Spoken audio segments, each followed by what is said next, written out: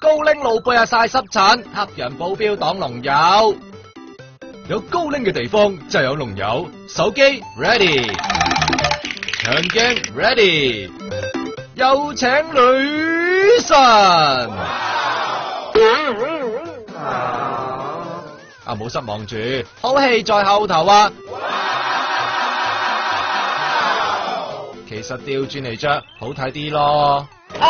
都唔係嘅，只不過因為今次係第3次揾我做佢個嘉賓啦，咁所以咧每一次我都係揀一啲唔同款式嘅裙，但係就一定要呢一隻顏色咁樣咯。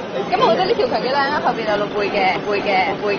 係啊，尋日宣傳仲露埋啲濕疹添，係咪太多人驚危險啊？